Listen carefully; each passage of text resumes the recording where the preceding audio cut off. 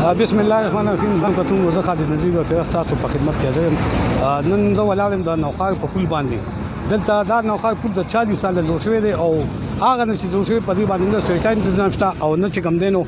اس سہولیت پینشته. دلته ان ایچ چې کوم نه په کلونو په آمدن د میاشي وصولیږي خو عوامو د نوخار عوام چې کوم نه د دې د سہولیت نه محروم دي. په دې حواله سره موږ سره د نوخار سینه صافي موجود دی. پیر تاجمیر شاه صاحب پیر صاحب په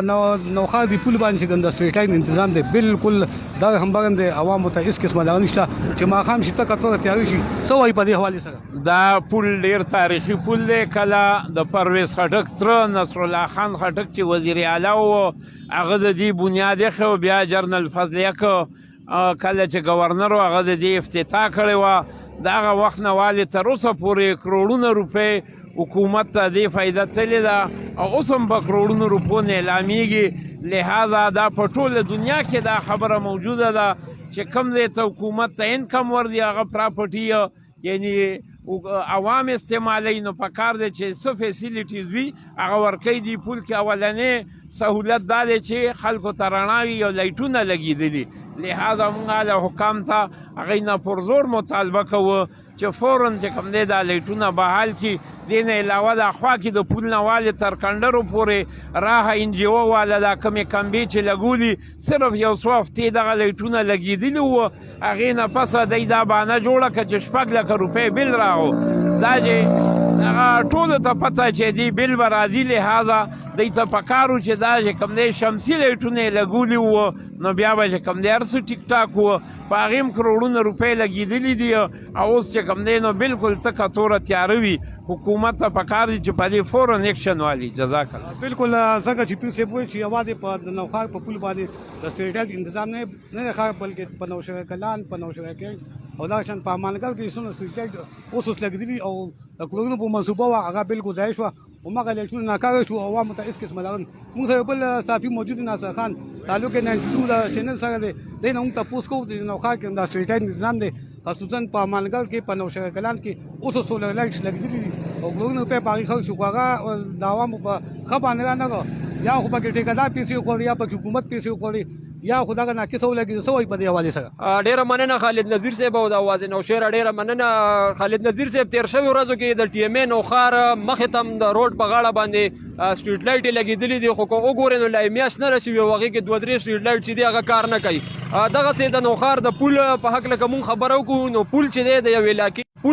یو علاقې په ښایست کې یو ډېر اهم کردار لري. خو بدقسمتۍ نه زمونږ د نوخار د پل دا چې څومره سټریټ لایټس دي یا په دې باندې د ان ایچ اے د خوا چې کوم انفارمیټیو بورډونه لګېدلي دي کوم چې ټرانسپورټرانو ته معلومات ورکوي د خپل منزل د تلو نو هغه چې دی د سرکاري د تعلیمي پرایویټ تعلیمي ادارو یا سیاسي جلسونو اشتهاراتو دپاره استعمالیږي. دغسې دا سټریټ لایټ تاسو کتی شئ چې دې باندې هم د یو تعلیمي اداره د پرایویټ تعلیمي اداره د پرایویټ سکول دی د هغې اشتهار پرې لګېدلی دی خو زول طوفان چې دی هغه اشتهار خراب کړی دی او دا لایټ او دا سټریټ لایټ تاسو کتی شئ چې دا چرته مونږ بل ونه لیدی. دغسې په دې نوخار پل باندې تاسو کتی شئ چې په درزنونو دا سټریټ لایټ لګېدلي دي. په دې باندې د عوامو کروڑونه روپۍ چې دی خرچ شوي دي. سرکار په کروڑونه روپۍ لګولي دي خو د هغې باوجود عوامو ته د دې سټریټ لایټ نه هېڅ فایده ورنرله. کله چې ماښام شي دلته کې تور تم وي توره تیاره وي. زموږ د سینیر جرنالیست پیر تاجمیر شاه مطابق دلته کې ماضي کې دلته کې ډکیتۍ واقعات هم شوي دي او دلته کې د تورې تیارې د وجې چې دی ټریفک حادثات هم رامخې ته کېږي. باقاعده د دې پل چې کوم دلته کې ټول پلازه ده په هغې باندې د ټرانسپورټرانو نه باقاعده ټیکس هم وصول کېږي په دې غرض باندې چې یاره دلته کې چې کوم ګاډي تېرېږي چې هغوی ته یو ښه ټرانسپورټ سهولت ورکړو او چې دومره کډې دي یا څومره سټریټ لایټ دي هغه چې دی دلته کې سم وي او دا پل چې دی ښه خشته وي. خو د ټیکس د وصولېدو نه باوجود ضلعي انتظامیه چې دا ډیپټي کمیشنر نور ان ایچ اے حکام چې دي هغه بالکل خاموشه دي او دا پل چې دی د نوخار خلک په داسې حل باندې پرېښي دي چې د ماښام نه پس دلته کې تور تم وي توره تیارې وي. بالکل ناصر خان څنګه چې وایي دا کوم اوس چې کوم دی نو دا د سټریټ لایټ دپاره نه استعمالېږي. دا د سیاسي او کوم چې اپوزیشن یا حکومتي کسان دي دا د هغې د پبلسټۍ دپاره استعمالېږي. موږ سره بل ملګری ولاړ دی اسد خان د نوخار سینیور صافي دی. دی نه به نه وایو چې په نوخار کې کوم د سټریټ د تنظیم دا بالکل دا هم باغم دي خصوصا د نوخار په پل باندې سو وای په دی حواله سره ډیره مهرباني خالد نذیر صاحب ډیره مهرباني د आवाज نوشهرا او خالد نذیر صاحب ډیره ښه موضوع مورانی ولله او ډیره ښه شی مورانی ولله کو ګورې نو تقریبا د 30 سال راځي خو زه په دې پول باندې د سټریټ لایټ چې کم دی بند وینم او د دې سټریټ لایټ باندې دوه د وجه په دې پول باندې د ماسوتنې چې کم دی بلکې د شپې بلا حادثات هم رونما شوي دي او دین علاوه د شوکو د واقعیات چې کم دی هم په دې پول باندې شوي دي بل خو د نوخار عوامو چې کم دی سو پیری ان ایچ او کام ته په دې باندې درخواستونه ورکړي چې دا د سټریټ لایټ د بحال شي خو تر نن تاریخ پورې لکه د سټریټ لایټ په دې باندې بحال نشو دوی مړخ ته کته خالد نذیر ته وګورئ نو په دې سټریټ لایټ په دې کمبو باندې د فلیکسونه لګیدلي په دې باندې د سیاسي پارټو د طرفه په دې باندې د فلیکسونه لګول کېږي بیا د مختلفو کپلو د طرفه په دې باندې اشتهاري مهم هم چلیږي او د دې پول ټیکه چې کوم دی دا په کروڑونو روپیا باندې په هر کال چې کوم دی اخیستل کېږي او بیا په دې ځای کې مرشاته ټولدار په دې کروڑونو روپیا آمدن چې کوم دی ټیکداران ته کېږي او ان ایچ ته په دې باندې د کروڑونو روپیا منافع رسي خو د هغې نه باوجود چې کوم دی د معمولی لایټ بحالېدو لپاره هیڅ قسم اقدامات چې کوم دی په دې 40-45 سال کې نه دي شوي دویم کې تاسو وګورئ د دې پول لا فوټپاث چې کوم دی دا هم ډېر زیات خراب دي څنګه چې زمونږ